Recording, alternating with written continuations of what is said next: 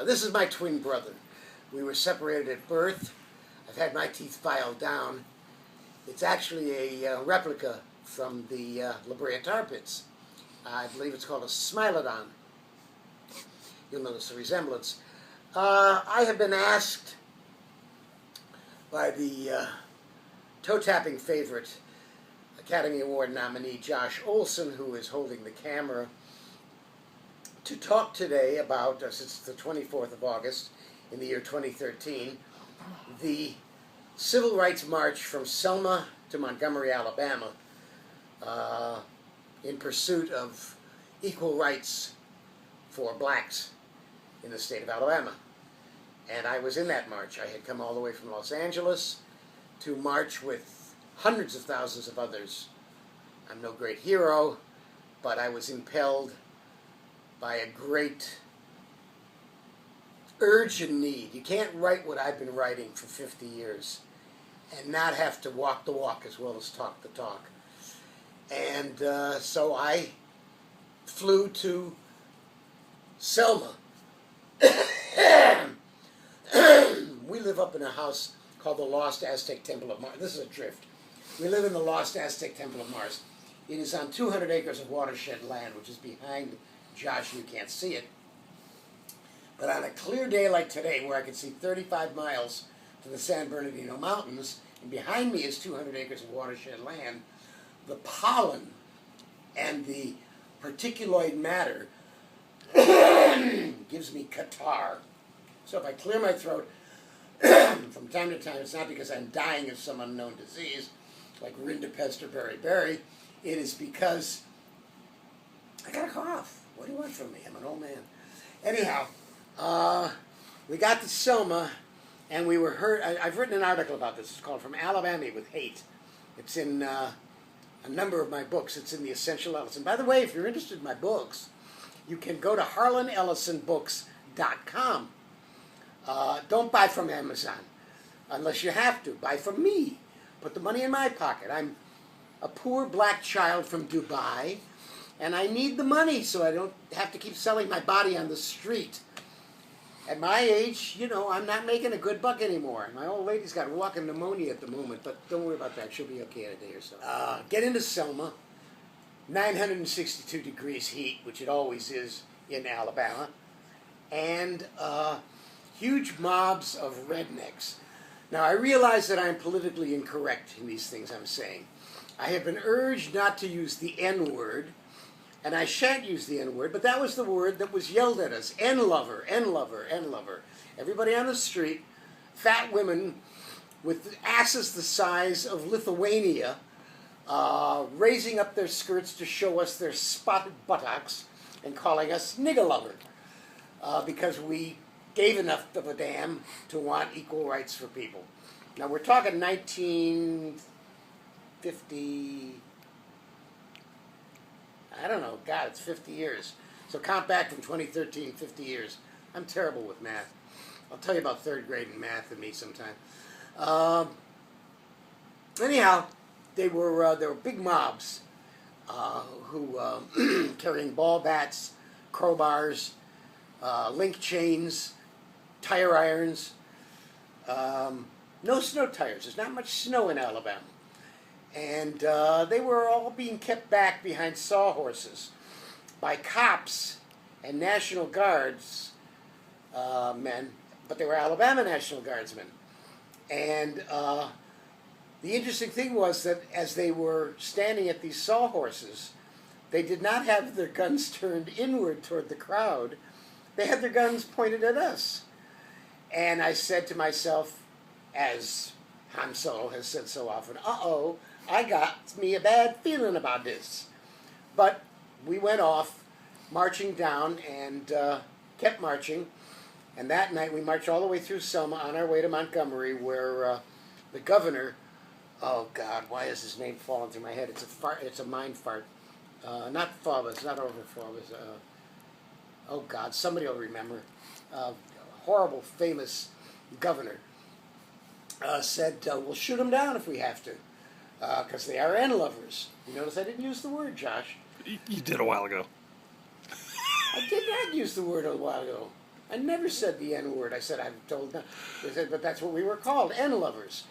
So I didn't use the word. I mean, the word is the appropriate word to use. And as a writer, I resent the censorship, but I'm doing what you want because I know it's going out to people in Afghanistan, and they made this decide to take umbrage at it. See, there's nothing you can do about the internet. They'll take umbrage at something because there is no nuance. And I'm hoping that by appearing in person, my facial and my body motions will indicate that I have a good heart and fuck the lot of you. Anyhow, we marched all that day in the blazing sun, and at one point, a kid came over and offered me a glass of water. And I mean, there were thousands marching. Some of the biggest names from all over the world and all over the country were there. Everybody from actors and politicians and philosophers to scientists. And a kid came on. I was at the edge of, at one edge of the stream of humanity. This kid offered me a glass of water, and I said, thank you very much. And he said, you're welcome, Nicolova. And I thought to myself, poor kid. He'll know better. 20 years from now, when I'm doing this on my own channel, he'll know better. And he'll remember who he was. And for a moment, he'll realize that he's smarter today than he was then. And we're, in some ways, a slightly kinder nation than we were then. Not much, but a little bit. And we went marching through downtown Selma, I guess it was. And I was marching at that point with some black folks. And many of whom I knew from the area, and all of whom were risking their lives because there were photographers all along the way. Not just government photographers, but the Klan and racists of all kinds taking movies of who was there. And I knew that these people would have to go home to their homes that night or the next day or whenever, when all the foo-furore was over. And their lives were up for grabs. And yet they were brave enough to stand up for it. They were astonishing people, some of the most impeccable and courageous people I've ever known in my life, which is why I get really pissed off when I see rappers with their pants down around their ass talking about hoes in the hood and the joys of getting loaded. I don't think that's what those people were marching for. I think they had something nobler in mind. Nonetheless, we were marching through the town, and there was a movie theater, and I can't remember what was playing. There was nothing particularly memorable, but the guy I was walking next to, I looked at him and I said, oh, have you seen that film? He said, that's not one of ours. And I didn't know for an instant what he was saying. What he meant was he couldn't go to that theater. He had to go to the black theater. That sobered me, that comment, that's not one of ours. And it was one of many experiences, some of which I recounted in the article from Alabama with Hate, which you can look up and read. If you like my babbling, you'll love my reading. It's the one thing in this life I do well. I cannot ice skate, and I don't draw well. I have a good sense of spatial relationships, and I got a good eye for art, but I can't draw. So I can't ice skate, and I can't draw, and I hate Brussels sprouts. And we marched. And that night they herded us into a link chain, fenced-off elementary school. And we're talking several thousand people, maybe more than several thousand. And there may have been more than one gulag than that. There may have been a half a dozen of them to hold that mass of humanity that had invaded Montgomery and Alabama to express our displeasure with the state and with the governor. And again, they had the National Guard out. And again, the National Guard, standing in the darkness just beyond the link fence, were aimed not outside at an encroaching enemy. They were all facing inward on us, with the rifles aimed at us. And the next day we started marching again.